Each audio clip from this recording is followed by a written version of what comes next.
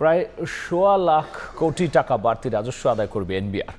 আয়কর থেকে ৫০ আর ভ্যাট থেকে আদায় হবে ৬০,০০০ কোটি টাকা। নতুন ঋণ কর্মসূচি নিয়ে আইএমএফের সঙ্গে আলোচনায় এমন পরিকল্পনার কথা তুলে ধরেছে সংস্থাটি। নতুন করনীতির বাস্তবায়ন, প্রশাসনিক সংস্কার ও বকেয়া আদায়ে গতি এনে দেয়া হবে এই বাড়তি আয়ের জোগাড়। বিশেষজ্ঞরা বলছেন, এনবিআর এর কার্যকর অটোমেশন ও কর ফাঁকি বন্ধ করা না গেলে অধরাই থেকে যাবে রাজস্ব আদায়ের লক্ষ্য। এমএস আরিফিনের রিপোর্ট। বিগত সরকারের নেয়া $470 কোটি ঋণ কর্মসূচির মাঝপথে এসে নতুন করে $450 থেকে $500 কোটি ঋণ নিয়ে আইএমএফের সঙ্গে আলোচনা চালিয়ে যাচ্ছে বিএনপি সরকার। অর্থ মন্ত্রণালয়, কেন্দ্রীয় ব্যাংক সহ নতুন ঋণ কর্মসূচির জন্য আইএমএফ প্রতিনিধি দলের সফরের গুরুত্বপূর্ণ অংশ ছিল এনবিআর।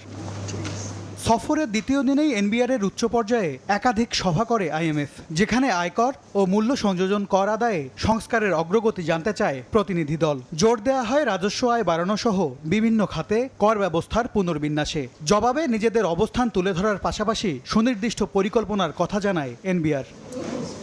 সূত্র বলছে, নতুন করনীতি বাস্তবায়নের মাধ্যমে আয়কর থেকে অতিরিক্ত ৩০,০০০ কোটি টাকা আদায়ের পরিকল্পনার কথা জানায় এনবিআর। একই সঙ্গে বকেয়া আয়কর থেকে আরও ১৫,০০০ কোটি টাকা আদায় সহ শুধু আয়কর থেকেই প্রায় ৫০,০০০ কোটি টাকা বাড়তি আয়ের লক্ষ্য সংস্থাটির। লক্ষ্যমাত্রা পূরণের জন্য যারা করজালের আওতার বাইরে আছে, আইন অনুযায়ী তাদেরকে করদাতা হওয়া উচিত, তাদেরকে করজালে আনা, প্লাস যার যতটুকু কর দেওয়ার কথা উনি ওই পরিমাণ কর দিচ্ছেন কিনা সেই বিষয়টা আনার্ট করা, উঠিয়ে আনা।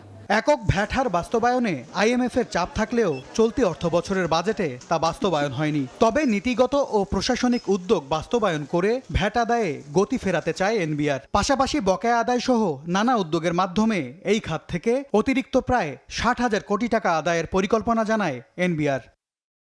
রাজস্ব আদায়ে গতি বাড়াতে এনবিআর এর কাঙ্ক্ষিত অটোমেশন ও কর ফাঁকি বন্ধে মাঠ পর্যায়ে কঠোর নজরদারিতে জোর বিশেষজ্ঞদের। বাংলাদেশে যথেষ্ট রাজস্বের পটেনশিয়ালিটি রয়েছে, সেটি এখন আদায় করার দরকার আছে। এবারের বাজেটেও সেই লক্ষ্যমাত্রাগুলো ঘোষণা করা হয়েছে, কিভাবে তারা বিভিন্ন উৎস থেকে রাজস্ব আদায় করবেন এবং করজালের বাইরে যারা রয়েছেন, কর ফাঁকি দিচ্ছেন, তাদেরকেও এটির ভিতরে আনার তাদের লক্ষ্য রয়েছে। চলতি অর্থ বছরে এনবিআর কে রাজস্ব আদায়ের লক্ষ্য দেওয়া হয়েছে ৬,০৪,০০০ কোটি টাকা। সবশেষ অর্থ বছরে যা ছিল ৫,৯৯,০০০ কোটি টাকা। মে পর্যন্ত ১১ মাসে আদায়ে ঘাটতি রয়েছে প্রায় ১ লাখ কোটি টাকা। এমএস আরিফিন, সময় সংবাদ, ঢাকা। 4 দশক ধরে আপনার ফাইন্যান্সিয়াল পার্টনার আইডিএলসি।